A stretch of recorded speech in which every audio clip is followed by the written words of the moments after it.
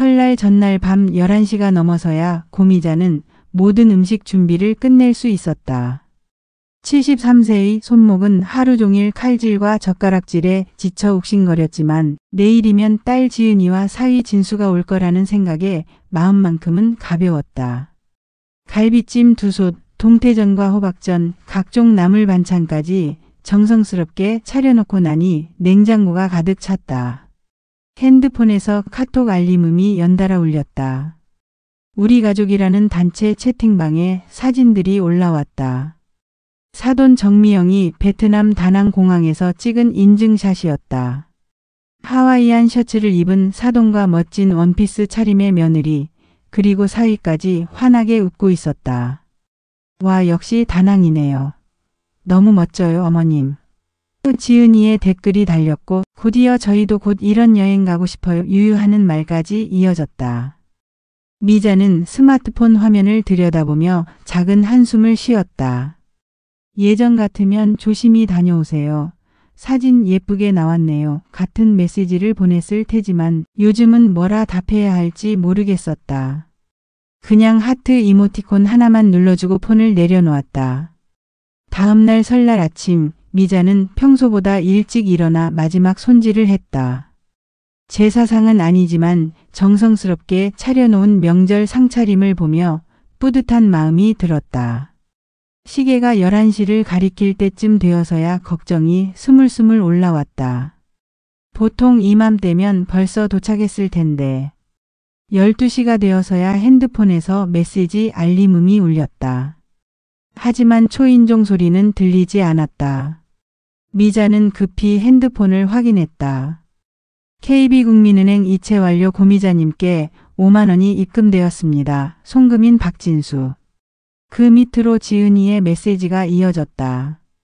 엄마, 설 인사돈이에요. 저희 급한 일 생겨서 못 가게 됐어요. 죄송해요, 유유. 미자는 한참 동안 그 메시지를 바라보고 있었다. 5만 원. 택시비로 와도 될 거리인데 5만 원이 설 인사돈이라니. 예전에는 적어도 10만 원은 줬었는데. 거실로 나가니 혼자서는 너무 커 보이는 식탁에 정성스럽게 차려진 음식들이 그대로 놓여 있었다. 4개의 의자 중 3개가 비어 있었다. 미자는 그중 한 의자에 털썩 앉으며 깊은 한숨을 쉬었다. 그래도 급한 일이 있었나 보지. 혼잣말을 중얼거리며 갈비찜 뚜껑을 열어보았다. 김이 모락모락 나는 걸 보니 아직 따뜻했다. 작은 그릇에 조금씩 덜어서 혼자 먹기 시작했다. 그런데 이상하게 맛이 없었다. 분명 어제 간을 맞춰봤을 때는 괜찮았는데. 점심을 대충 때우고 설거지를 하면서 미자는 문득 현관 쪽을 바라보았다. 신발장 위 작은 바구니에 오래된 지도 하나가 꽂혀 있었다. 경상남도 남해군 관광 안내도라고 적힌 그 지도는 미자가 버스 기사로 일할 때 가지고 있던 것이었다. 언젠가 한번 가보고 싶다던 남해 바닷길이 빨간 펜으로 동그라미 쳐져 있었다. 거실 벽에 걸린 노란 스카프가 창문으로 들어오는 햇살에 은은하게 빛났다.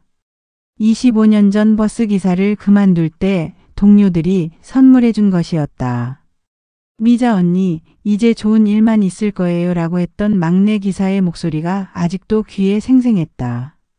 오후가 되자 동네 곳곳에서 들려오는 웃음소리와 아이들. 뛰어다니는 소리가 미자의 적막한 집 안으로 스며들어왔다. 미자는 리모컨을 들어 텔레비전을 켰다. 명절 특집 프로그램에서는 온 가족이 모여 떡국을 먹는 화목한 모습들이 나오고 있었다. 참 시끄럽네. 미자는 텔레비전을 끄고 다시 한번 핸드폰을 들여다보았다. 혹시 추가 연락이 왔나 싶어서였지만 새로운 메시지는 없었다. 대신 지난달 은행에서 온 적금 만기 안내 문자가 눈에 들어왔다. 2천만 원. 꼬박꼬박 10년을 넣은 돈이었다. 해가 뉘엿뉘엿 질 무렵 미자는 남은 음식들을 작은 용기에 나누어 담기 시작했다. 혼자 먹기엔 너무 많았다. 아래층 혼자 사는 복순이에게 갖다 주고 옆집 젊은 부부에게도 조금 나누어 주면 될 것 같았다. 음식을 포장하면서 미자는 문득 작년 설날이 떠올랐다. 그때도 지은이와 진수는 이런저런 핑계로 늦게 왔었다. 하지만 그래도 왔었다. 얼굴을 마주보고 밥도 함께 먹고 진수는 어머니 음식 솜씨가 정말 최고예요라며 엄지를 치켜세우기도 했었다. 그때는 진심인 줄 알았는데 밤이 되어서야 복순이에게 갖다 줄 음식을 들고 아래층으로 내려갔다. 복순이는 혼자 뉴스를 보고 있다가 미자를 반갑게 맞았다. 어머 미자야. 이게 뭐야? 이렇게 많이. 설음식 좀 해놨는데 혼자 먹기엔 너무 많아서. 같이 좀 먹자. 복순이는 미자의 표정을 살펴보며 조심스럽게 물었다. 지은이랑 진수는 안 왔어? 급한 일이 있다고 하네. 또? 작년에도 그랬잖아. 미자는 대답 대신 웃음으로 대신했다. 하지만 그 웃음이 씁쓸하다는 걸 복순이는 금세 알아챘다.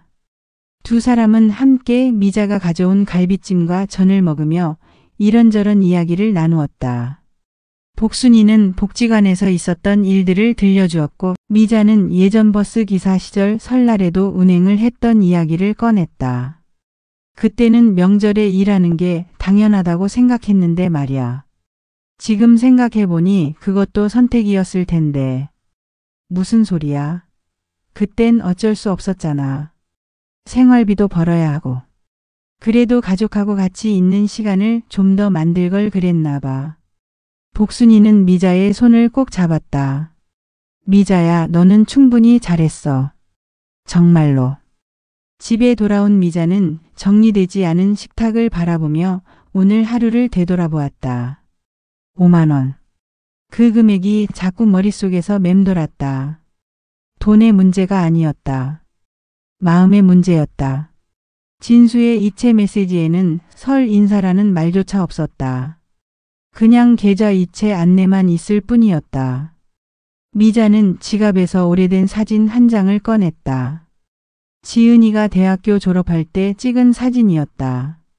학사모를 쓴 지은이가 환하게 웃고 있고 옆에 서 있는 미자도 그날만큼은 정말 행복해 보였다.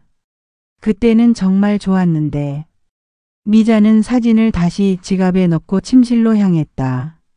내일부터는 또 일상이 시작될 것이다. 복지관에서 하는 자원봉사도 있고 복순이와 함께 시장도 가야 했다. 그렇게 하루하루를 버텨나가는 것이 자신의 삶이라고 생각하며 잠자리에 들었다. 해시태그 2장. 버스 기사였던 시간. 미자는 가끔 꿈을 꾼다. 꿈속에서 미자는 다시 28살이 되어 처음으로 버스 운전대를 잡고 있다. 그때는 여성 버스 기사가 정말 드물었다. 동료들도 승객들도 심지어 가족들조차 의아해했다. 여자가 그 큰 버스를 몰고 다닌다고? 남편 철수는 처음엔 반대했었다. 하지만 미자의 마음은 이미 정해져 있었다. 아이 둘을 키우며 살림을 꾸려가기에는 남편의 공장 월급만으로는 부족했다. 무엇보다 미자는 운전이 좋았다. 어릴 때부터 아버지 따라 트럭을 타고 다니며 자연스럽게 익힌 운전 실력은 제법 괜찮았다. 첫날부터 시선들이 따가웠다. 정류장에서 버스가 서면 승객들이 운전석을 힐끔힐끔 쳐다봤다. 어머 기사가 여자네? 하는 속삭임들이 들렸다. 하지만 미자는 개의치 않았다. 정확한 시간에 안전하게 승객들을 목적지까지 데려다 주는 것, 그것이 자신의 일이라고 생각했다. 기억에 남는 날이 많지만 특히 잊을 수 없는 날이 있다. 첫눈이 내리던 12월 어느 저녁이었다. 막차 시간이 다 되어가는데 한 젊은 여자가 아기를 안고 허겁지겁 뛰어왔다. 아기는 열이 심하게 나는 듯 보였고 엄마는 눈물을 흘리며 병원에 가야 한다고 했다. 기사님, 제발 병원 앞에 좀 세워주세요. 정류장이 아니어도 괜찮아요. 정해진 노선을 벗어나면 안 된다는 규정이 있었지만 미자는 망설이지 않았다. 병원 응급실 바로 앞에 버스를 세웠다. 젊은 엄마는 내리면서 고개를 깊이 숙여 인사했다. 정말 고맙습니다. 평생 잊지 않을게요. 그때 그 엄마가 미자에게 작은 호루라기 하나를 건네며 말했다. 이거라도 받아주세요. 우리 아기가 괜찮아지면 꼭 다시 찾아뵐게요. 그 호루라기는 지금도 미자의 열쇠고리에 달려있다. 작고 노란 플라스틱 호루라기였지만 미자에게는 그 어떤 선물보다 소중했다. 자신의 일에 대한 자부심을 느끼게 해준 첫 번째 선물이었기 때문이다. 시간이 흐르면서 미자는 동네에서 꽤 유명한 버스 기사가 되었다. 늘 친절하고 안전운전을 했으며 가끔은 정류장이 아닌 곳에서도 할머니들을 태워주곤 했다. 특히 비 오는 날이면 우산 없이 걷고 있는 어르신들을 보면 차를 세우고 태워주는 일이 잦았다. 미자 기사님 버스 타면 마음이 편해져요.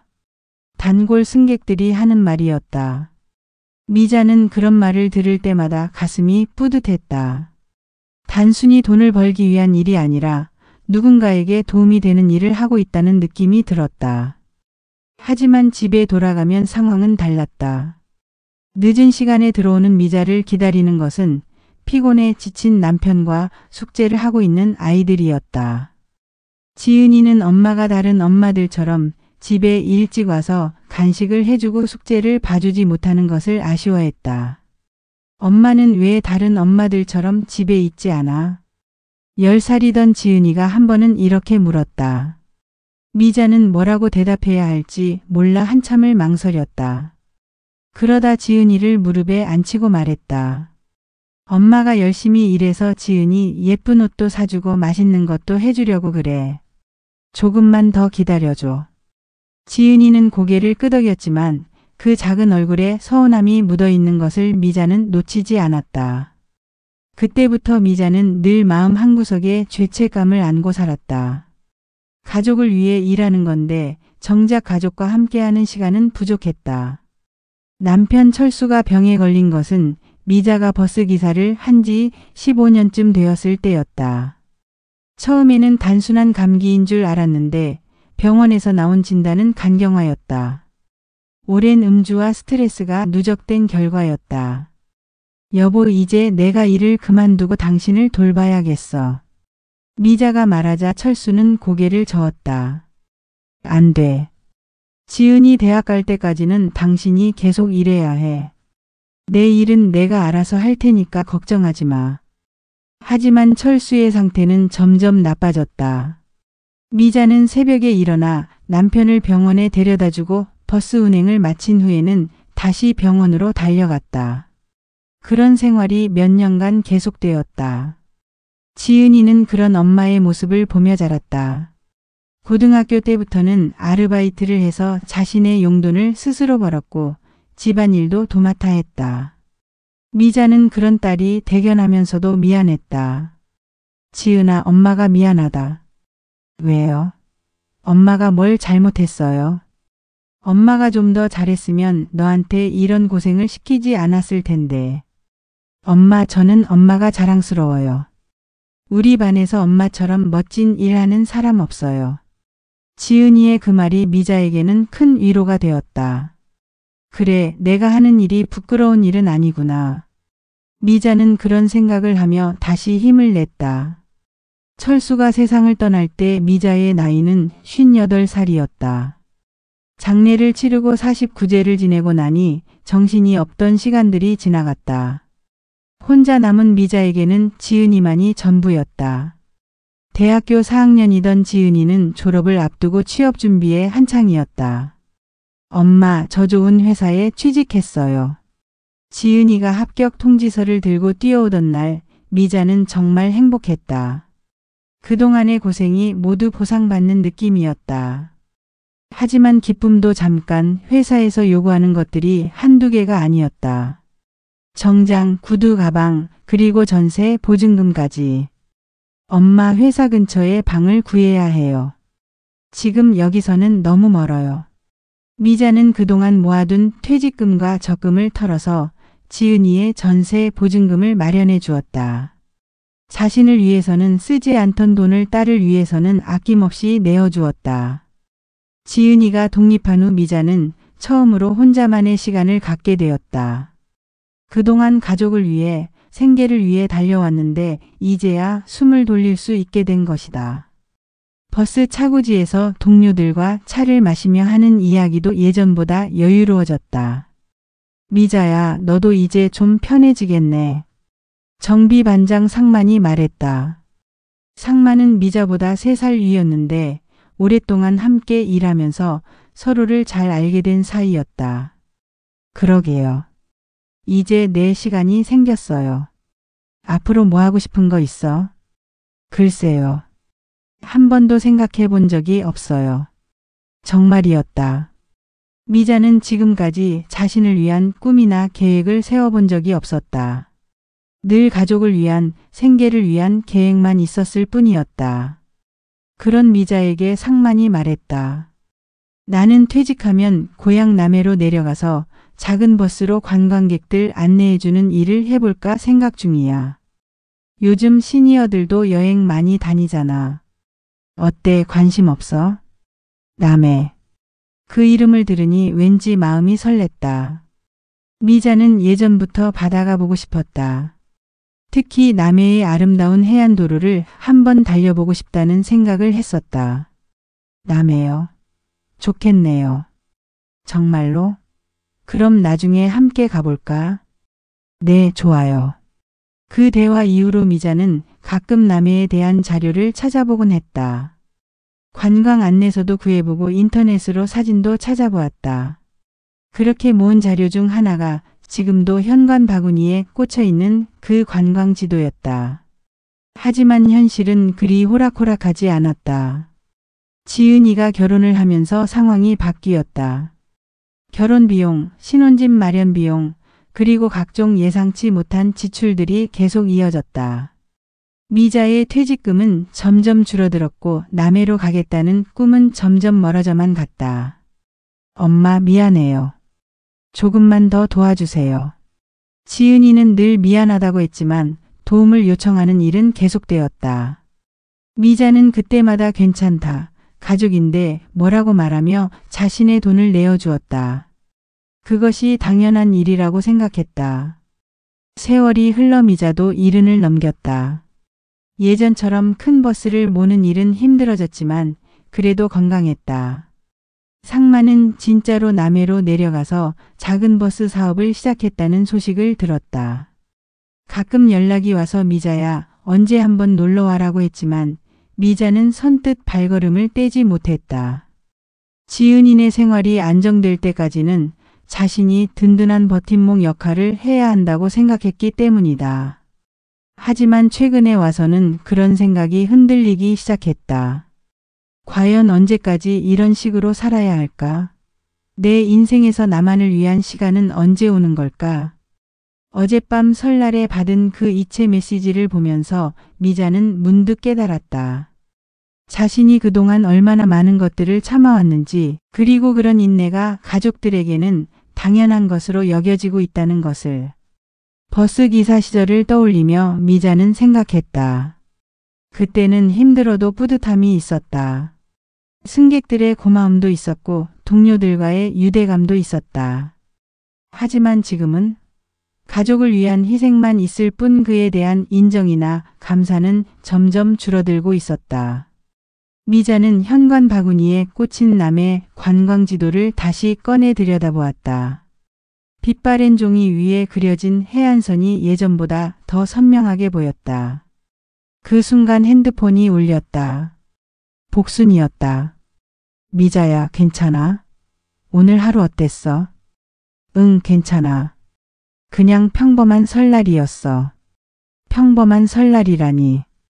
혼자 보낸 설날이 평범할 리가 없잖아. 복순이의 따뜻한 목소리에 미자의 마음이 조금 누그러졌다. 그래, 나에게는 복순이라는 친구가 있잖아. 미자는 지도를 다시 바구니에 꽂으며 내일은 복순이와 함께 복지관에 가서 다른 사람들도 만나보기로 마음먹었다. 혼자만의 시간도 나쁘지 않지만 때로는 사람과의 만남이 필요한 법이었다. 그리고 어쩌면 그곳에서 자신의 앞날에 대한 새로운 실마리를 찾을 수 있을지도 모른다는 희미한 기대감이 들었다. 미자는 그날 밤 꿈에서 다시 버스를 몰고 있었다. 하지만 이번에는 승객이 아무도 없는 텅 빈 버스였다. 창밖으로는 끝없이 펼쳐진 바닷길이 이어져 있었고 미자는 그 길을 따라 어디론가 향하고 있었다. 목적지가 어디인지는 모르겠지만 왠지 설레는 마음이었다. 설날 이후 며칠이 지나자 일상이 돌아왔다. 미자는 복순이와 함께 복지관에 나가서 자원봉사를 했다. 주로 혼자 사는 어르신들의 도시락을 포장하고 전달하는 일이었다. 단조로운 일이지만 누군가에게 도움이 된다는 생각에 보람을 느꼈다. 복지관 식당에서 점심을 먹고 있을 때였다. 복순이는 화장실에 갔고 미자는 혼자 테이블에 앉아 있었다. 그때 익숙한 목소리가 들려왔다. 사위 진수의 목소리였다. 미자는 고개를 돌려 주변을 둘러보았다. 복지관 로비 쪽에서 진수가 핸드폰으로 통화를 하고 있었다. 여기까지 무슨 일로 왔을까 싶어 일어나려던 미자는 진수의 말을 듣고 그 자리에 얼어붙었다. 아니야, 걱정 마. 장모님 인감만 받으면 집 담보대출 문제 없어. 어르신들은 잘 모르시잖아.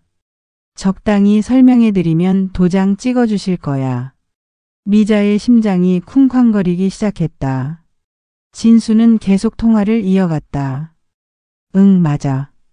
은행에서도 보증인만 있으면 된다고 했어. 장모님께서 집 갖고 계시잖아. 그거 담보로 잡으면 몇 억은 빌릴 수 있어. 미자는 숨이 막히는 것 같았다. 그동안 지은이와 진수가 자주 들른 이유가 돈 때문이었구나. 자신의 집을 담보로 대출을 받으려고 했던 것이었다. 진수는 미자를 발견하지 못한 채 통화를 계속했다. 걱정하지 마. 장모님은 워낙 착하시니까 우리 사정 설명하면 이해해 주실 거야. 사업만 잘 되면 금방 갚을 수 있어. 미자는 조용히 자리에서 일어나 화장실 쪽으로 향했다. 다리가 후들거렸다. 복순이가 화장실에서 나오는 것을 보고 재빨리 다가갔다. 복순아, 나 좀 급한 일이 생겨서 먼저 가야겠어. 왜? 무슨 일인데? 나중에 얘기할게. 미안해. 미자는 복지관 뒷문으로 나와 집으로 향했다. 머릿속이 복잡했다.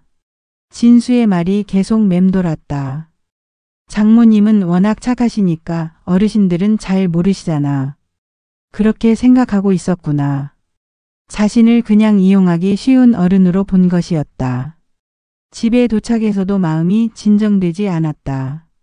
미자는 서랍에서 인감도장 케이스를 꺼내 확인해 보았다. 다행히 도장은 그대로 있었다. 하지만 언제든지 가져갈 수 있는 상황이었다. 미자는 도장을 꽁꽁 숨겨두었다. 저녁 때가 되자 지은이에게서 전화가 왔다. 엄마 안녕하세요. 잘 지내세요? 응, 잘 지내고 있어. 엄마, 저희가 내일 오후에 잠깐 들를게요. 상의할 일이 있어서요. 미자의 가슴이 다시 두근거렸다. 상의할 일이라니. 분명히 대출 이야기일 것이었다. 무슨 일인데? 만나서 얘기할게요. 어려운 일은 아니니까 걱정하지 마세요. 어려운 일이 아니라니. 집을 담보로 대출받는 것이 어려운 일이 아니라는 건가. 미자는 쓴웃음을 지었다. 그래, 내일 보자. 전화를 끊고 미자는 한참 동안 생각에 잠겼다. 딸과 사위가 경제적으로 어려운 것은 알고 있었다. 그동안 여러 차례 도움을 주기도 했다. 하지만 이번만큼은 달랐다. 자신의 집을 담보로 잡는다는 것은 나중에 돈을 못 갚으면 집을 잃을 수도 있다는 뜻이었다. 미자는 복순이에게 전화를 걸었다. 복순아, 나야. 어머, 미자야. 오늘 왜 갑자기 나갔어? 무슨 일이야? 복순아, 내가 너한테 물어볼 게 있어. 뭔데? 집을 담보로 대출을 받는다는 게 어떤 건지 아니? 어머, 미자야. 갑자기 웬 담보대출? 설마 너? 아니야. 그냥 궁금해서. 복순이는 잠시 말을 멈췄다가 진지한 목소리로 말했다. 미자야, 담보대출은 정말 신중하게 해야 해. 특히 집을 담보로 잡는 건 더더욱. 만약에 돈을 못 갚으면 집을 잃을 수도 있어. 그럼 어떻게 해야 해? 일단 가족이라도 함부로 보증을 서면 안 돼. 요즘 가족끼리도 이런 일 때문에 문제 생기는 경우가 많거든. 미자는 복순이의 말을 들으며 마음이 덩 무거워졌다. 내일 지은이와 진수가 오면 뭐라고 해야 할까? 다음날 오후 약속 시간보다 조금 일찍 지은이와 진수가 도착했다. 지은이는 평소보다 옷차림에 신경을 쓴 것 같았고 진수도 정장 차림이었다. 뭔가 공식적인 일처럼 준비해온 모양이었다. 어머님 안녕하세요. 건강하시죠? 진수가 정중하게 인사했다. 평소보다 더 공손한 말투였다. 미자는 차를 끓여서 내놓으며 조심스럽게 물었다. 무슨 일로 왔는지 궁금하네. 지은이가 먼저 입을 열었다. 엄마, 저희가 사업을 좀 확장하려고 해요. 그런데 자금이 좀 필요해서요. 얼마나? 한 2억 정도요. 미자는 찻잔을 내려놓았다. 2억이라니. 상상할 수 없는 큰 돈이었다. 2억? 네. 사실 좋은 기회가 있어요. 프랜차이즈 본점을 인수하는 건데 성공하면 정말 큰 수익을 낼 수 있어요. 진수가 거들었다. 어머님, 요즘은 다 이렇게 해요. 부동산을 담보로 대출받아서 사업 투자하는 거. 안전한 방법이에요. 내 집을 담보로 잡겠다는 얘기지? 미자의 직접적인 질문에 지은이와 진수는 잠시 당황하는 것 같았다. 어머님께서 보증만 서주시면 되는 거예요. 실제로는 저희가 다 갚을 거니까 걱정하실 필요 없어요. 만약에 돈을 못 갚으면 그런 일은 없을 거예요. 사업이 워낙 안정적이라서요. 미자는 두 사람의 얼굴을 차례로 바라보았다. 딸과 사위의 얼굴에는 간절함이 묻어 있었다. 하지만 미자의 마음은 복잡했다. 좀 생각해 볼 시간을 줘. 엄마 기한이 얼마 안 남았어요. 다른 사람한테 기회가 넘어갈 수도 있어요. 그래도 이런 중요한 일을 성급하게 결정할 수는 없잖아. 진수가 조심스럽게 말했다. 어머님, 인감증명서랑 도장만 있으면 되는 간단한 일이에요. 복잡하게 생각하실 필요 없어요. 그 순간 미자는 어제 복지관에서 들었던 진수의 통화 내용이 떠올랐다. 어르신들은 잘 모르시잖아. 미자는 속으로 씁쓸하게 웃었다. 간단한 일이라고 했지만 내 집이 걸린 일인데 간단할 리가 있겠니? 어머님, 좀 더 생각해보고 연락드릴게. 지은이와 진수는 더 이상 말을 꺼내지 못하고 일어났다. 평소 같으면 저녁을 먹고 가라고 했을 텐데 오늘은 그런 말이 나오지 않았다. 그럼 연락 기다릴게요, 엄마. 응. 두 사람이 나간 후 미자는 한참 동안 그 자리에 앉아 있었다. 가족이라는 이름으로 이런 부탁을 하는 것이 과연 옳은 일일까? 미자는 자신의 평생을 바쳐 마련한 집을 생각했다. 남편과 함께 살았던 추억이 깃든 곳이었다. 그날 밤 미자는 잠을 이루지 못했다. 지은이와 진수의 부탁이 계속 머릿속을 맴돌았다. 한편으로는 딸의 어려운 처지가 안쓰럽기도 했지만 다른 한편으로는 뭔가 석연치 않은 기분이 들었다. 새벽 5시가 되어서야 잠이 들었는데 오전 9시쯤 복순이의 전화로 잠이 깼다. 미자야, 일어났어? 오늘 복지관에 안 나와? 아, 복순아. 미안해. 잠을 못 잤어. 무슨 일인데? 어제 담보대출 얘기하더니 정말 무슨 일 있는 거야? 미자는 복순이에게 어제 있었던 일을 대략적으로 설명했다. 집을 담보로 대출을 받아달라는 딸과 사위의 부탁, 그리고 복지관에서 우연히 들었던 진수의 통화 내용까지. 어머 미자야. 그럼 안 돼. 복순이의 목소리가 급하게 높아졌다. 왜? 요즘 그런 식으로 당하는 어르신들이 얼마나 많은데. 가족이 보증서 달라고 해서 도장 찍어줬다가 나중에 집까지 잃는 경우가 부지기수야. 정말? 그럼. 미자야, 너 혹시 도장을 어디에 두고 있어? 서랍에. 안 돼. 지금 당장 다른 곳에 숨겨둬. 그리고 우리 지금 복지관으로 가자. 생활법률 상담 선생님께 물어봐야겠어. 생활법률 상담? 응. 매주 화요일마다 변호사 선생님이 와서 어르신들 상담해 주시거든. 오늘이 마침 화요일이야. 미자는 복순이의 말에 서둘러 준비를 했다. 인감도장은 침실 옷장 깊숙한 곳에 숨겨두었다. 복지관에 도착하니 상담실 앞에 몇 명의 어르신들이 기다리고 있었다. 미자와 복순이도 번호표를 뽑고 기다렸다. 다음 분. 드디어 미자의 차례가 되었다. 상담실 안으로 들어가니 40대 중반쯤 되어 보이는 여성 변호사가 앉아 있었다. 안녕하세요. 무슨 일로 오셨나요? 미자는 조심스럽게 상황을 설명했다. 딸과 사위가 집을 담보로 대출을 받아달라고 부탁했다는 것, 그리고 자신이 어떻게 해야 할지 모르겠다는 것까지. 변호사는 미자의 이야기를 끝까지 들은 후 고개를 끄덕였다.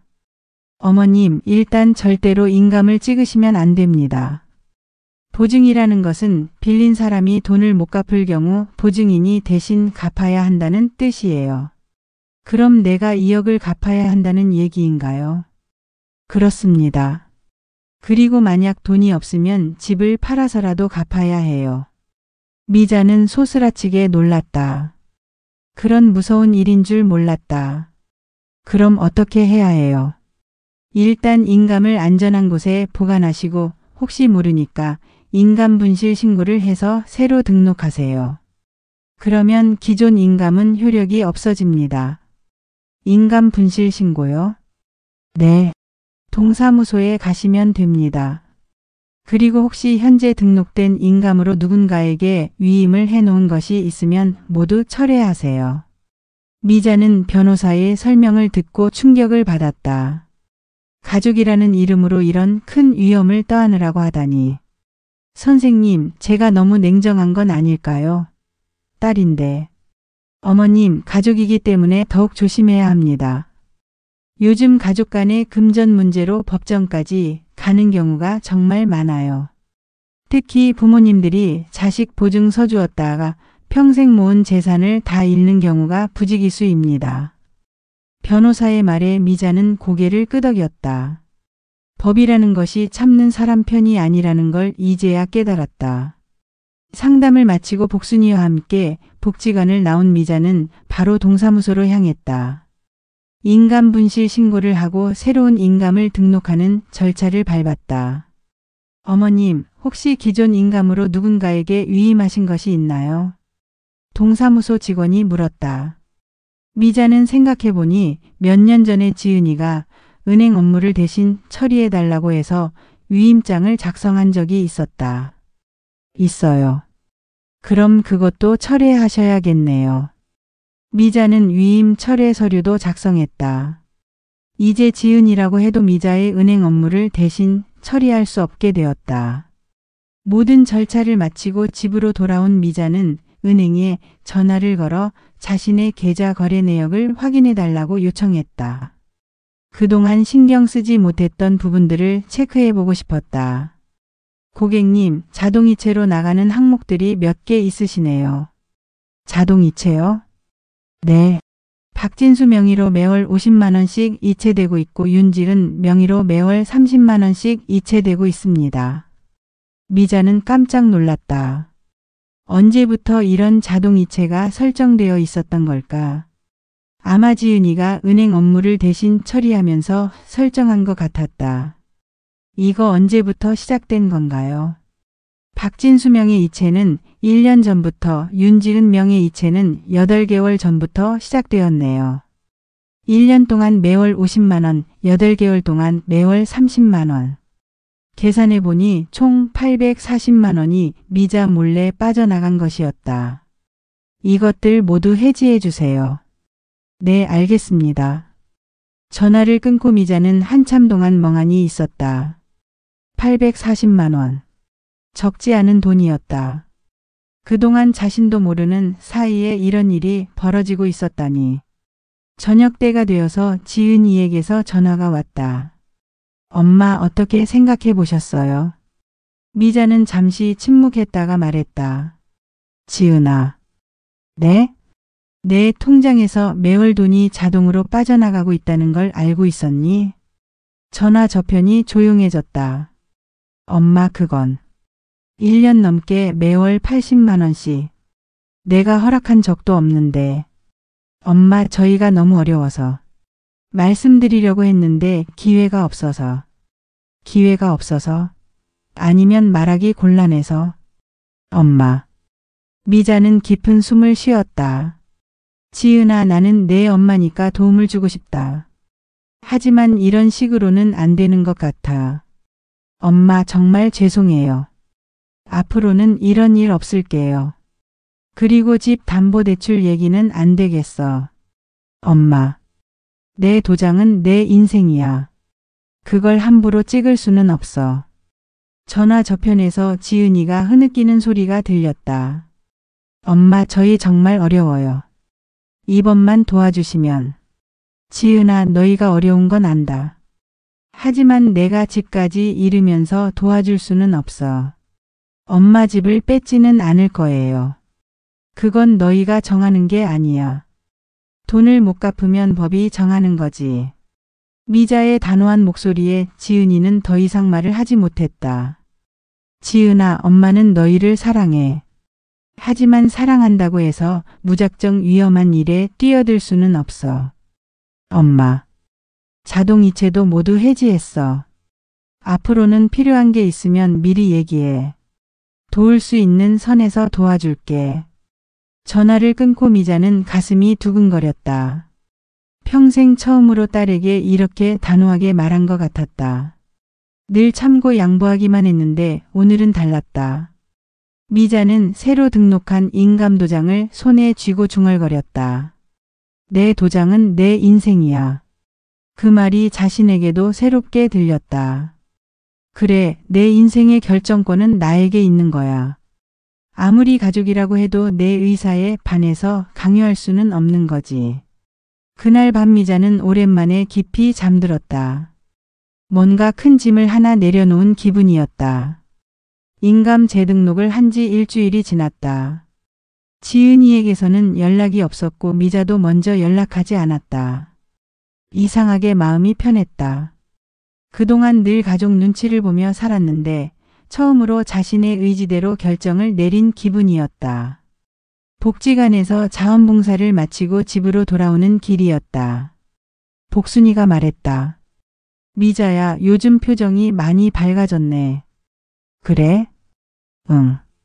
뭔가 짐을 내려놓은 것 같달까.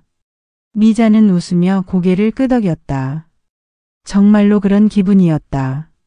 집 앞에 도착하니 현관문에 택배가 놓여 있었다. 보낸 사람을 보니 온라인 쇼핑몰이었다. 미자는 주문한 적이 없는데 이상했다. 택배를 들고 들어가 뜯어보니 스마트폰 케이스와 이어폰이 들어있었다. 송장을 자세히 보니 지은이 명의로 주문된 것이었다. 배송지만 미자의 집으로 되어 있었다. 또 이런 식으로. 미자는 한숨을 쉬며 지은이에게 문자를 보냈다. 택배 왔어. 찾아가려면 연락해. 답장은 금세 왔다. 엄마 죄송해요. 내일 가서 가져갈게요. 다음날 오후 지은이가 혼자 왔다. 평소와 달리 표정이 어두웠다. 엄마 안녕하세요. 응. 들어와. 지은이는 택배를 챙기면서 조심스럽게 말했다. 엄마 저희 진짜 어려워요. 사업이 잘 안 돼서. 미자는 차를 끓여주며 말했다. 그래서? 혹시 정말 조금만 도움을 주실 수 있을까요? 집 담보는 아니고 그냥. 얼마나? 한 500만 원 정도만요. 미자는 찻잔을 내려놓고 딸을 바라보았다. 지은이의 얼굴에는 간절함과 미안함이 동시에 묻어 있었다. 지은아, 엄마가 물어볼 게 하나 있어. 네. 너는 언제까지 엄마한테 손 벌릴 거니? 지은이는 깜짝 놀라며 고개를 들었다. 엄마. 엄마도 이제 70 넘었어. 언제까지 살지도 모르고 나중에 병원비나 요양비도 필요할 텐데. 엄마, 그런 건 저희가 책임질게요. 정말? 지금 당장 500만 원도 없어서 엄마한테 손 벌리는 사람들이. 지은이는 할 말을 잃었다. 미자는 계속해서 말했다. 지은아, 엄마는 너를 사랑해. 하지만 사랑한다고 해서 무작정 돈을 주는 건 너한테도 좋지 않은 것 같아. 엄마는 저희를 믿지 않으시는 거예요. 믿음의 문제가 아니야. 현실의 문제지. 지은이는 눈물을 글썽이며 말했다. 엄마, 저희 정말 절실해요. 2번만 넘기면. 2번만? 언제나 2번만이야. 미자는 일어나서 서랍에서 통장을 꺼냈다. 이 통장 잔고가 얼마인지 아니? 지은이는 고개를 저었다. 2천만 원 조금 넘어. 이게 엄마 전 재산이야. 집 빼고는. 엄마. 이 돈으로 엄마가 앞으로 몇 년을 살아야 하는지 생각해봤니? 병원비, 생활비, 만약에 요양원에라도 들어가게 되면 그 비용까지. 지은이는 말없이 눈물을 흘렸다. 엄마, 죄송해요. 정말 죄송해요. 미안해할 필요는 없어. 다만 이제부터는 다른 방법을 생각해봐야 할 것 같아. 지은이가 택배를 들고 나간 후 미자는 한참 동안 혼자 앉아 있었다. 딸을 보내는 마음이 편하지만은 않았다. 하지만 이것이 옳은 일이라고 생각했다. 저녁이 되어 복순이가 찾아왔다. 미자야, 저녁 먹었어? 아직. 그럼 같이 먹자.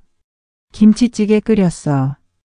두 사람은 함께 저녁을 먹으며 이런저런 이야기를 나누었다. 복순이가 조심스럽게 물었다. 지은이랑은 어떻게 됐어? 그냥. 각자 알아서 살기로 했어. 그게 나을 거야. 자식이라고 해서 평생 뒷바라지 할 수는 없잖아. 복순이의 말에 미자는 고개를 끄덕였다. 식사를 마치고 복순이가 돌아간 후 미자는 거실에 앉아 텔레비전을 보고 있었다. 부동산 프로그램이 나오고 있었는데 남해의 아름다운 바닷가, 펜션들이 소개되고 있었다. 남해군은 최근 기촌 인구가 늘고 있는 곳입니다. 특히 시니어층들이 여생을 보내기 좋은 환경으로 인기가 높아지고 있는데요. 미자는 화면을 유심히 바라보았다. 푸른 바다와 한적한 마을 풍경이 마음을 끌었다. 이곳 남해읍 상가지역에서는 작은 카페나 펜션을 운영하며 제2의 인생을 시작하는 분들이 많습니다. 미자는 리모컨으로 음량을 높였다. 전세로도 충분히 사업을 시작할 수 있어서 부담이 적다는 것이 장점입니다. 특히 1층 상가는 접근성이 좋아서 어르신들이 운영하기에도 무리가 없다고 합니다. 프로그램이 끝나고 미자는 현관 바구니에 꽂힌 남해 관광 지도를 다시 꺼냈다. 빛바랜 지도 위에는 여전히 빨간 펜으로 동그라미 친 해안도로가 그려져 있었다. 그때 핸드폰에 문자가 왔다. 부동산 앱에서 보낸 알림이었다. 남해군 상가 전세 매물 등록이라는 제목이었다. 미자는 호기심에 클릭해 보았다. 남해읍 중심가 1층 상가 전세 8천만 원 25평 주차 가능. 사진을 보니 아담하고 깔끔한 상가였다. 바다까지는 도보로 10분 거리라고 되어 있었다. 미자는 화면을 확대해서 자세히 살펴보았다. 잠시 후 미자는 전화를 걸었다. 남해에 있는 옛 동료 상만에게였다. 상만아, 나야. 미자. 미자야. 오랜만이네. 어떻게 지내? 잘 지내고 있어. 상만아, 너 남해에서 어떻게 지내고 있어? 나? 아주 좋아. 공기도 좋고 사람들도 친절하고. 작은 버스로 관광객들 안내해주는 일도 재미있어. 그래? 그런데 혹시 시간 있을 때 남해 구경 좀 시켜줄 수 있어? 상마는 잠시 놀란 듯 했다. 정말? 남해에 올 생각이야. 응. 한번 가보고 싶어서. 언제든지 환영이야. 언제 올 거야? 이번 주말 어때? 좋아. 내가 버스로 마중 나갈게. 전화를 끊고 미자는 가슴이 두근거렸다. 오랫동안 미뤄왔던 남해 여행을 드디어 하게 된 것이다. 주말이 되어 미자는 새벽 일찍 남해로 향했다. 버스에서 내리니 상만이 작은 관광버스를 몰고 기다리고 있었다. 미자야, 정말 왔구나. 상만아, 오랜만이야. 두 사람은 반갑게 포옹했다. 3년 만에 만나는 것이었지만 예전 그대로의 모습이었다. 자, 그럼 남해 구경을 제대로 시켜줄게. 상만은 먼저 바닷가로 차를 몰았다. 미자는 창문을 내리고 바닷바람을 맞았다. 짠내 나는 바람이 폐 속까지 시원하게 들어왔다. 와, 정말 좋다. 그렇지? 나도 처음 왔을 때 반해버렸어. 상만은 해안도로를 따라 천천히 운전했다. 미자는 그동안 지도에서만 보던 풍경을 실제로 보니 감격스러웠다. 상만아, 여기 생활비는 어때? 서울보다 훨씬 저렴해. 특히 물가가 싸고 사람들이 인심도 좋아서 도움을 많이 받고 있어. 그래? 그리고 요즘은 도시에서 내려와서 작은 사업하는 사람들이 많아져. 미자야, 너도 혹시? 미자는 웃으며 대답했다. 글쎄, 생각해보고 있어. 상만은 미자를 남해읍 시내로 안내했다. 작지만 필요한 것들은 모두 갖춰진 깔끔한 시내였다. 여기가 시내야. 은행도 있고 병원도 있고 마트도 있어서 생활하기 편해. 좋네. 그리고 여기. 상만은 한 상가 앞에서 차를 세웠다. 미자가 인터넷에서 본 바로 그 매물이었다. 여기 전세로 나왔다던데 한번 볼래? 미자는 가슴이 뛰었다. 상만이 부동산 중개업소에 연락해서 열쇠를 빌려왔다. 문을 열고 들어가니 생각보다 넓고 깨끗했다. 어때? 괜찮지? 미자는 상가 안을 천천히 둘러보았다. 1층이라 접근성도 좋았고 창가 쪽에는 테이블과 의자를 놓으면 작은 카페 같은 분위기가 날 것 같았다. 여기서 뭘 하면 좋을까? 카페도 좋고 작은 음식점도 좋고. 요즘 관광객들이 많이 와서 장사가 잘 돼. 미자는 창밖을 바라보았다. 멀리 바다가 보였다. 이런 곳에서 사는 것도 나쁘지 않을 것 같았다. 상만아, 전세금이 8천만 원인데 어떻게 생각해? 남해에서는 적당한 편이야. 위치도 좋고. 미자는 가방에서 통장을 꺼냈다. 잔고를 확인해 보니 2천만 원 조금 넘었다. 전세금까지는 부족했다. 집을 팔면 될까? 상만은 깜짝 놀랐다. 집을? 정말 진지하게 생각하는 거야? 응. 이제 서울에서 혼자 살 이유가 없어진 것 같아. 미자는 그날 오후까지 남해 곳곳을 둘러보고 서울로 돌아왔다. 마음속에는 이미 결정이 서 있었다. 집에 도착해서 가장 먼저 한 일은 복순이에게 전화하는 것이었다. 복순아, 나야. 어머, 미자야. 남해 다녀왔어? 어땠어? 정말 좋았어. 복순아, 나 중요한 얘기가 있어. 뭔데? 나 집 팔고 남해로 이사 갈까 생각 중이야. 전화 저편이 조용해졌다. 미자야, 정말? 응. 진지하게 생각하고 있어. 갑자기? 갑작스럽긴 하지만 생각해보니 여기 있을 이유가 별로 없어. 지은이도 독립했고 혼자 사는데 이런 큰 집이 뭐 필요해? 복순이는 잠시 말이 없다가 물었다. 거기서 뭘 할 건데? 작은 카페 같은 걸 해볼까 해. 예전에 버스 기사할 때 꿈이었거든. 그래? 근데 지은이는 뭐라고 할까? 미자는 잠시 침묵했다. 지은이 일은 지은이가 알아서 해야지. 나도 내 인생을 살아야 해. 다음 날부터 미자는 본격적으로 이사 준비를 시작했다. 먼저 부동산에 집을 내놓았다. 오래된 아파트였지만 위치가 좋아서 금방 계약자가 나타났다. 매매가는 2억 5천만 원이었다. 계약을 마치고 집에 돌아온 미자는 벽에 걸린 노란 스카프를 내렸다. 25년 전 퇴직할 때 받은 선물이었다. 미자는 스카프를 목에 둘러보았다. 거울 속의 자신이 한결 젊어 보였다. 이제 정말 새 출발이구나. 미자는 혼잣말을 중얼거리며 미소 지었다. 오랫동안 미뤄왔던 꿈을 이제야 시작하게 된 것이다. 집이 팔렸다는 소식을 지은이에게 알려야 할 시점이 왔다. 미자는 며칠 동안 고민했다. 어떻게 말해야 딸이 충격을 덜 받을까 생각했지만 결국은 솔직하게 말하는 수밖에 없다고 결론을 내렸다. 추석이 일주일 앞으로 다가온 어느 날 저녁, 미자는 지은이에게 전화를 걸었다. 지은아, 나야. 네, 엄마. 어떻게 지내세요? 잘 지내고 있어. 지은아, 추석 때 집에 올 거지? 네, 갈게요. 그런데 엄마, 사돈 어머님이 추석에 제주도로 여행 간다고 하시는데 상관없어. 그냥 우리끼리 보내면 되지. 네, 알겠어요. 미자는 잠시 망설이다가 말했다. 지은아, 추석 때 얘기할 게 있으니까 진수랑 같이 와.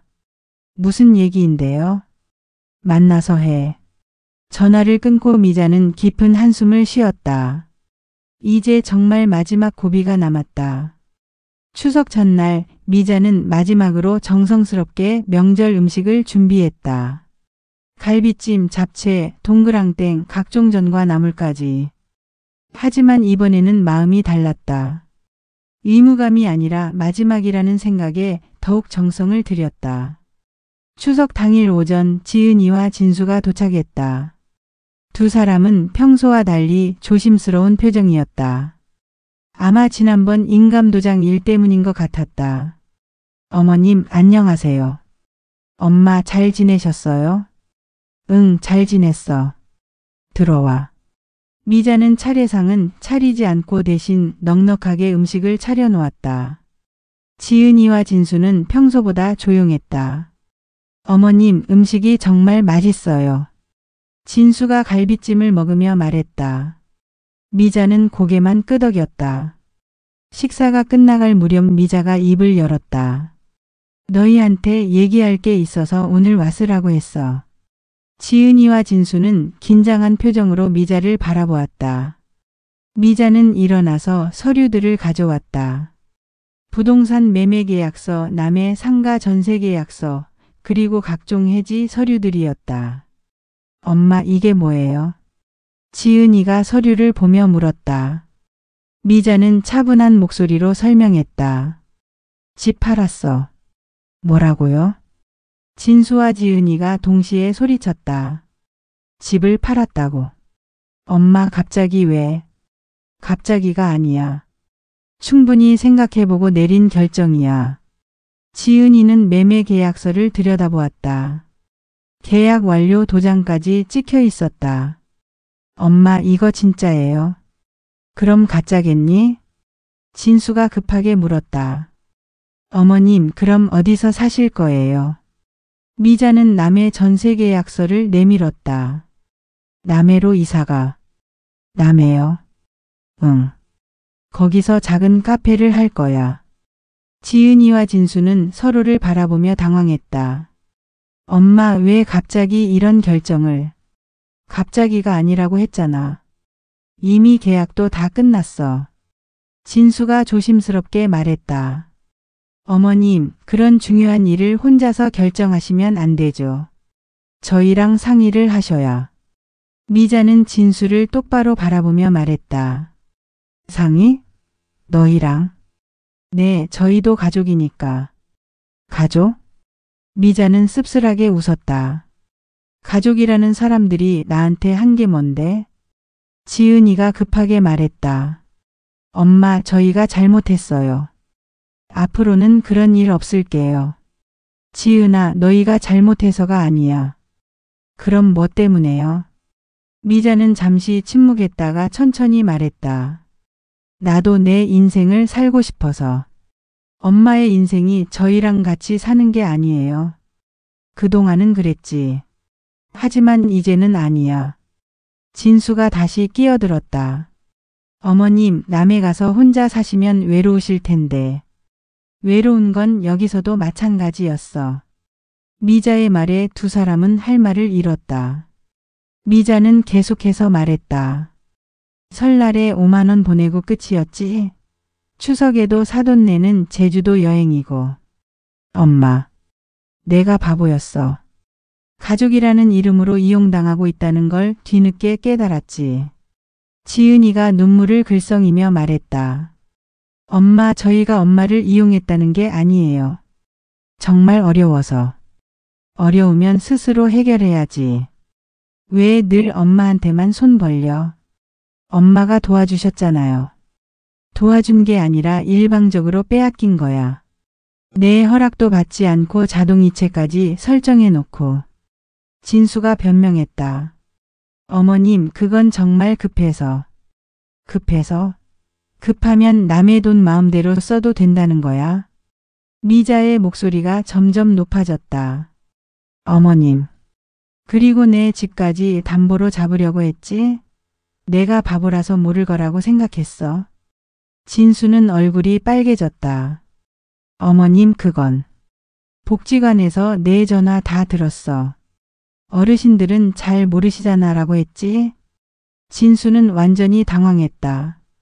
어머님, 그건 제가 잘못 말한 거고. 잘못 말한 게 아니라 속마음이 나온 거지. 미자는 일어나서 인감도장 케이스를 가져왔다. 이거 찾고 있었지? 두 사람은 말없이 고개를 숙였다. 이 도장으로 내 집까지 담보로 잡으려고 했구나. 엄마, 정말 죄송해요. 지은이가 울먹이며 말했다. 미자는 인감도장을 다시 케이스에 넣으며 말했다. 미안해할 필요 없어. 다만 이제부터는 각자 알아서 살자. 엄마, 그럼 저희는 어떻게 해요? 그건 너희가 알아서 할 일이야. 진수가 마지막으로 시도했다. 어머님, 집 한 돈으로 저희 빚 좀 정리하게 도와주시면. 미자는 진수를 차갑게 바라보았다. 진수야. 네? 너는 정말 뻔뻔하구나. 어머님. 집 팔아서 나온 돈은 내가 앞으로 살아갈 돈이야. 너희 빚 정리해줄 돈이 아니라고. 미자는 은행 통장을 꺼내 보여주었다. 이게 내 전 재산이야. 이 돈으로 앞으로 몇 년을 살아야 하는지 생각해봐. 지은이가 흐느끼며 말했다. 엄마, 저희 정말 절벽에 몰렸어요. 그럼 더욱 스스로 해결해야지. 엄마를 같이 절벽으로 밀어넣으면 되는 거야. 엄마. 미자는 자리에서 일어났다. 이제 그만 가. 엄마. 더 이상 할 말 없어. 지은이와 진수는 할 수 없이 자리에서 일어났다. 나가면서 지은이가 돌아보며 말했다. 엄마, 남해로 가시면 연락은 하실 거죠? 미자는 잠시 망설이다가 대답했다. 생각해 볼게. 엄마. 너희도 스스로 살아보면서 엄마가 얼마나 힘들었는지 알게 될 거야. 문이 닫히고 집안이 조용해졌다. 미자는 식탁에 남은 음식들을 바라보았다. 이번에는 서운하지 않았다. 오히려 후련했다. 미자는 벽에 걸린 노란 스카프를 다시 한번 바라보았다. 내일부터는 정말로 새로운 인생이 시작될 것이다. 그날 밤 복순이가 전화했다. 미자야, 어땠어? 지은이한테 얘기했어? 응, 다 얘기했어. 어떻게 받아들이던? 처음엔 당황하더니 나중엔 또 돈 달라고 하더라. 복순이는 한숨을 쉬었다. 정말 끝까지 그러는구나. 그래서 확실하게 정리했어. 이제 각자 알아서 살자고. 잘했어, 미자야. 정말 잘한 결정이야. 고마워, 복순아. 내가 없었으면 이런 용기 못 냈을 거야. 무슨 소리야. 원래 미자 내 안에 있던 힘이었어. 나는 그냥 조금 밀어줬을 뿐이야. 전화를 끊고 미자는 이사 준비를 마저 했다. 가져갈 것과 버릴 것을 구분하는 작업이었다. 오랜 세월 쌓인 물건들이 많았지만 정작 새 출발에 필요한 것은 그리 많지 않았다. 새벽에 잠이 들기 전 미자는 다시 한번 남의 관광지도를 펼쳐보았다. 이제 지도가 아닌 실제 그 길을 걸어갈 수 있게 되었다. 미자는 지도 위에 그려진 바닷길을 손가락으로 따라 그으며 작은 꿈에 부풀었다. 이제 정말 내 인생이 시작되는구나. 미자는 그렇게 중얼거리며 지도를 가슴에 안고 잠이 들었다. 꿈속에서 미자는 푸른 바다가 내려다 보이는 작은 카페에서 손님들에게 차를 대접하고 있었다. 그 얼굴에는 오랫동안 잃어버렸던 평온한 미소가 떠올라 있었다. 추석이 지나고 일주일 후 미자는 마침내 남해로 이사했다. 상만이 관광버스로 이삿짐을 날라주었고 복순이도 함께 와서 정착을 도와주었다. 미자야, 여기 정말 좋네. 공기도 좋고 바다도 보이고. 복순이는 새 보금자리를 둘러보며 감탄했다. 그렇지? 나도 마음에 들어. 미자는 짐을 풀면서 벽에 걸 노란 스카프 자리를 정하고 있었다. 창가 쪽 벽이 딱 좋을 것 같았다. 여기에 버스 호루라기도 걸면 예쁠 것 같은데. 상만이 제안했다. 미자는 가방에서 오래된 열쇠고리를 꺼냈다.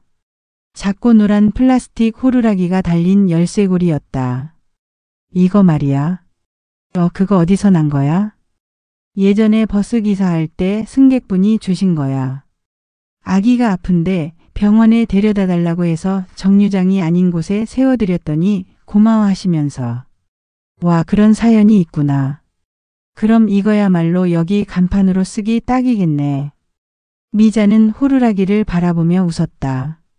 정말 그런 것 같았다. 이사 정리를 마치고 나서 미자는 본격적으로 카페 준비에 들어갔다. 인테리어는 간단하게 했다. 나무 테이블 5개와 의자들, 간단한 주방 시설, 그리고 벽 한쪽에는 남해 관광지도와 노란 스카프, 버스 호루라기를 예쁘게 배치했다. 상호는 뭐로 할 거야? 상만이 물었다. 미자 정류장이 어떨까? 미자 정류장. 좋네. 딱 너답다. 간판도 만들었다. 나무 간판에 미자 정류장이라고 정성스럽게 새겨넣고 작은 호루라기 그림도 함께 그려 넣었다. 한 달 후 드디어 미자 정류장이 문을 열었다. 첫 손님은 동네 할머니 2분이었다. 어머, 새로 카페가 생겼네. 여기 뭐 파나?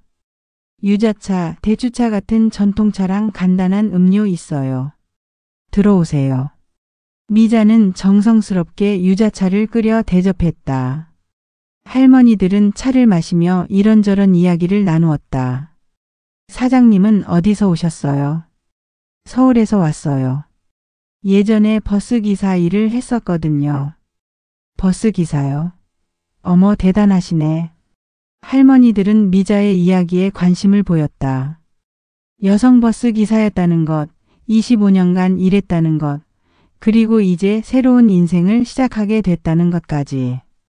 그래서 상호가 미자 정류장인가 보네. 참 의미 있다. 감사합니다. 할머니들이 돌아간 후 미자는 혼자 가게를 정리하며 뿌듯한 마음이 들었다. 작지만 내가 하고 싶었던 일을 하고 있다는 것만으로도 행복했다. 며칠 후 상만이 찾아왔다. 미자야, 제안이 하나 있어. 뭔데? 내가 하는 관광버스 사업이랑 연계해서 뭔가 해볼까 하는데. 어떻게? 주말에는 여기서 시니어분들 대상으로 남해 투어를 해보는 거야. 작은 버스로 바닷가 드라이브도 하고 명소도 구경하고. 그리고 마지막에 여기서 차 마시면서 쉬어가는 코스로. 미자는 눈이 반짝였다. 그거 좋은 것 같은데? 그렇지? 요즘 시니어분들 여행 많이 다니시잖아. 하루 코스로 부담 없게. 한번 해보자. 두 사람은 바로 계획을 세웠다. 상만이 작은 관광버스로 남해의 아름다운 명소들을 안내하고 마지막에 미자 정류장에서 차를 마시며 하루를 마무리하는 코스였다. 첫 번째 투어는 부산에서 온 시니어 그룹 15명이었다. 미자는 정성스럽게 유자차와 대추차를 준비하고 기다렸다. 여러분, 여기가 오늘 투어의 마지막 코스인 미자 정류장입니다. 상만이 손님들을 안내하며 말했다. 와, 여기 분위기 좋네요. 벽에 걸린 저건 뭐예요? 손님들은 벽에 걸린 호루라기와 지도, 노란 스카프에 관심을 보였다. 미자는 하나하나 설명해 주었다. 이 호루라기는 제가 버스 기사로 일할 때 받은 선물이에요. 아픈 아기를 병원에 데려다 드렸더니 고마워서 주신 거예요. 어머, 그런 사연이 있으시구나. 네, 그래서 이곳 이름도 미자 정류장이라고 지었어요. 버스 정류장처럼 잠깐 쉬었다 가는 곳이란 뜻으로요. 손님들은 미자의 이야기에 감동받았다. 차를 마시며 자신들의 이야기도 나누었다. 저도 예전에 식당 일했었는데 지금은 손자 보느라 바쁘네요. 저는 교사였다가 은퇴하고 지금은 복지관에서 봉사활동해요. 시니어들끼리 공감할 수 있는 이야기들이 오고 갔다. 미자는 그런 모습을 보며 뿌듯했다. 사장님, 여기 정말 좋아요. 다음에 또 올게요. 네, 언제든 오세요. 첫 번째 투어가 성공적으로 끝나고 소문이 나기 시작했다. 주말마다 시니어 그룹들이 찾아왔다. 부산, 창원, 진주에서도 왔다. 평일에는 동네 어르신들이 모여서 담소를 나누는 사랑방 역할을 했다. 미자는 차를 대접하며 사람들의 이야기를 들어주었다. 사장님, 서울에서 자식들은 뭐라고 안 하던가요? 동네 할머니가 물었다. 미자는 잠시 망설이다가 솔직하게 대답했다. 처음엔 반대했어요. 하지만 이제는 연락도 잘 안 해요. 어머, 그래요? 네. 그런데 괜찮아요. 저도 제 인생을 살아야죠. 할머니는 고개를 끄덕였다. 맞아요. 자식들은 자식들 인생 살고 우리는 우리 인생 살아야죠. 겨울이 지나고 봄이 왔다. 미자 정류장은 이제 남해의 작은 명소가 되었다. 관광책자에도 소개될 정도였다. 어느 봄날 오후 미자는 가게 정리를 하다가 문득 핸드폰을 확인했다. 지은이에게서 한 달 만에 문자가 와 있었다. 엄마, 잘 지내세요? 저희는 좀 힘들지만 열심히 살고 있어요. 언젠가 찾아뵐게요. 미자는 문자를 읽고 복잡한 마음이 들었다. 여전히 딸은 딸이었다. 하지만 예전처럼 무조건적인 도움을 줄 생각은 없었다. 미자는 간단하게 답장을 보냈다. 잘 지내고 있어. 힘들어도 스스로 해결해봐. 그래야 진짜 성장하는 거야. 며칠 후 뜻밖의 손님이 찾아왔다. 지은이었다. 엄마. 지은아, 여기까지 어떡해. 엄마 보고 싶어서요. 지은이는 많이 여유어 있었다. 옷차림도 예전보다 수수했다. 들어와. 미자는 딸에게 유자차를 끓여주었다. 지은이는 가게 안을 둘러보며 감탄했다. 엄마, 여기 정말 좋네요. 분위기도 좋고. 고마워. 사업은 잘 되세요? 어려운 일은 아니야. 큰 돈은 못 벌어도 생활하는 데는 문제 없어. 지은이는 차를 마시며 조심스럽게 말했다. 엄마, 저희 많이 반성하고 있어요. 그래? 네. 엄마한테 너무 의존하고 살았구나 하는 생각이 들어요. 이제야 깨달았구나. 진수가 아르바이트도 시작했어요. 피자 배달이요. 미자는 놀랐다. 그 자존심 강하던 진수가 아르바이트를? 정말? 네. 처음엔 자존심 상해했는데 이제는 열심히 해요. 돈을 직접 벌어보니까 얼마나 어려운 일인지 알겠다고 하더라고요. 그래, 그게 좋은 거야. 엄마, 정말 죄송해요. 그동안 너무 당연하게 생각했어요. 미자는 딸의 변화된 모습을 보며 마음이 조금 누그러졌다.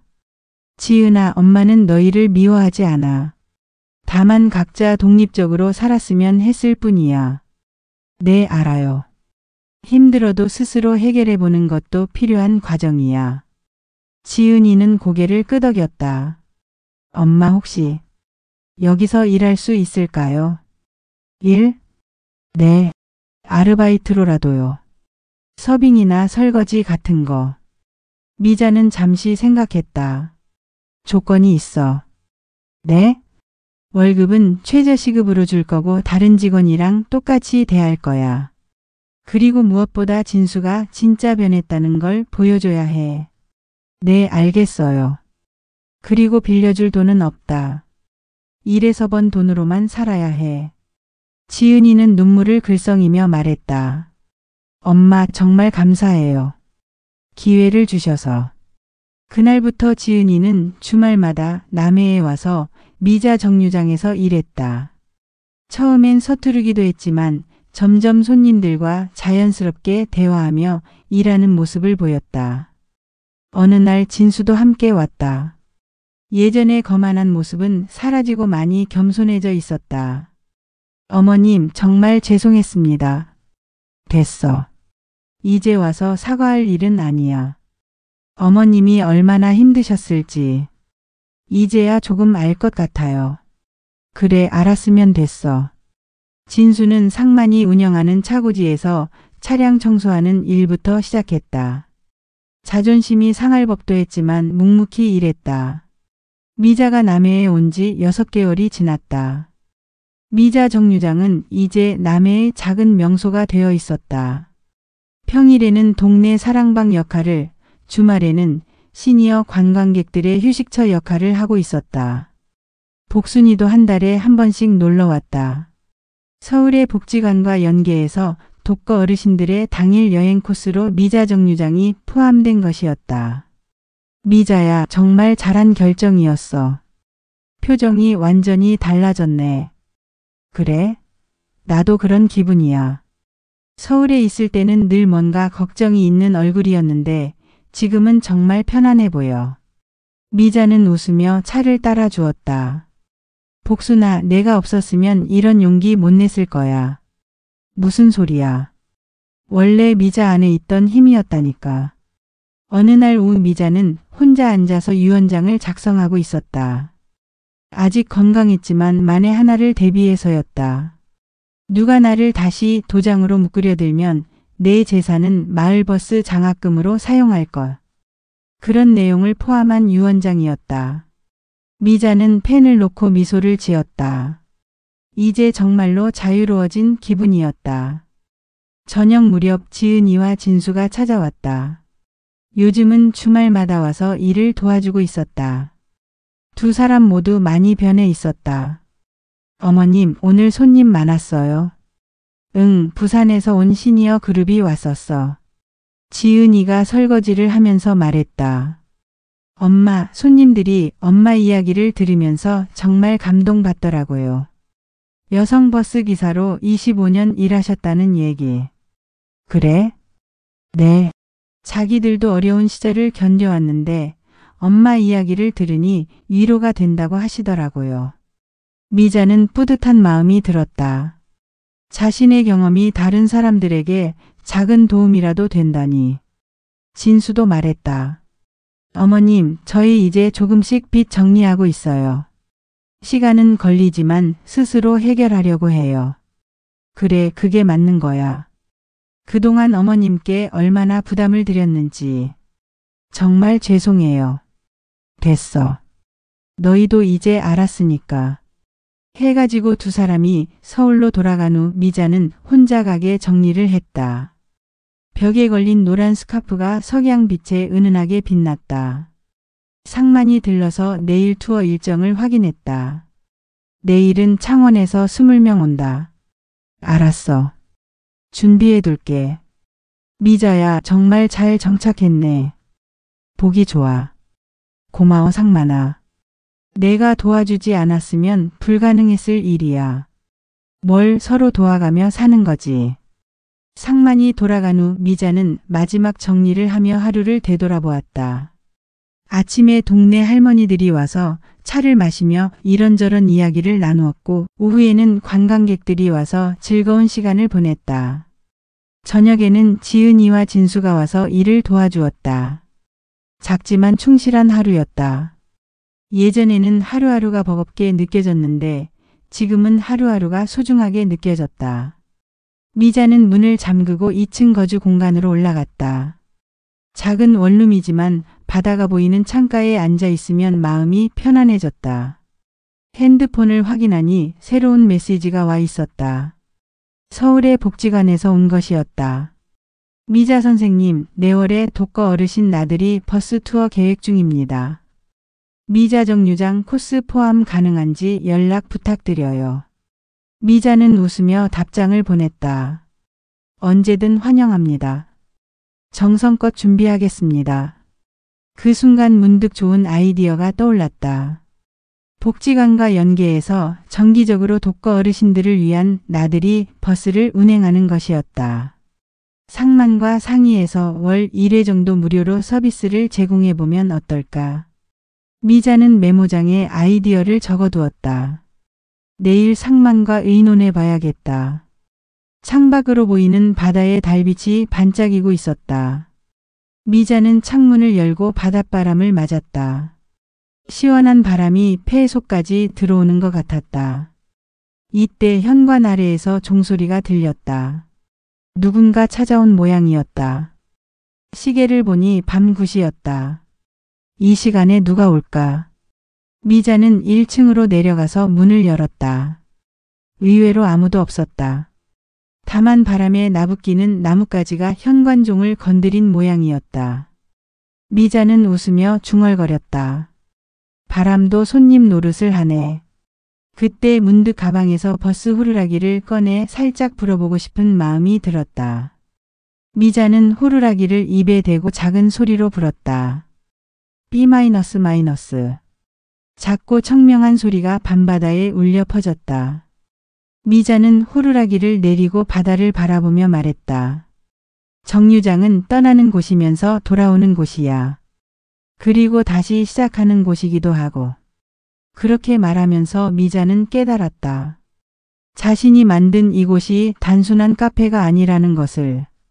인생의 정류장에서 잠시 쉬었다 가는 사람들에게 작은 위로와 힘을 주는 곳이라는 것을. 지은이와 진수도 여기서 새로운 출발을 하게 될 것이고 앞으로도 많은 사람들이 이곳에서 새로운 희망을 찾아갈 것이다. 미자는 마지막으로 한 번 더 바다를 바라보고 2층으로 올라갔다. 내일도 새로운 손님들이 찾아올 것이고 또 새로운 이야기들이 만들어질 것이다. 침대에 누워 천장을 바라보며 미자는 생각했다. 70 넘어서 시작한 새 인생이지만 전혀 늦지 않았다는 것을. 오히려 지금이야말로 진짜 자신의 인생을 사는 때라는 것을. 미자는 그렇게 생각하며 잠이 들었다. 꿈속에서 미자는 다시 버스를 몰고 있었다. 하지만 이번에는 목적지가 정해져 있지 않았다. 그냥 자신이 가고 싶은 곳으로 향하고 있었다. 그리고 그 길 끝에는 환하게 웃고 있는 사람들이 기다리고 있었다. 새벽 바다에서 들려오는 파도 소리가 미자의 꿈속까지 스며들어 왔다. 그 소리는 마치 잘했어, 정말 잘했어라고 말하는 것 같았다. 미자 정류장의 첫 번째 이야기는 이렇게 끝났다. 하지만 이곳에서 시작될 새로운 이야기들은 아직 무궁무진하게 남아 있었다. 정류장은 끝이 아니라 시작이니까. 여러분도 미자처럼 용기 있는 선택을 하신 경험이 있으신가요? 혹은 인생의 새로운 출발을 꿈꾸고 계시나요? 댓글로 여러분의 이야기를 들려주세요. 미자의 이야기가 마음에 드셨다면 구독과 좋아요, 그리고 알림 설정까지 부탁드립니다. 여러분의 작은 관심이 더 많은 감동적인 이야기를 만들어가는 힘이 됩니다.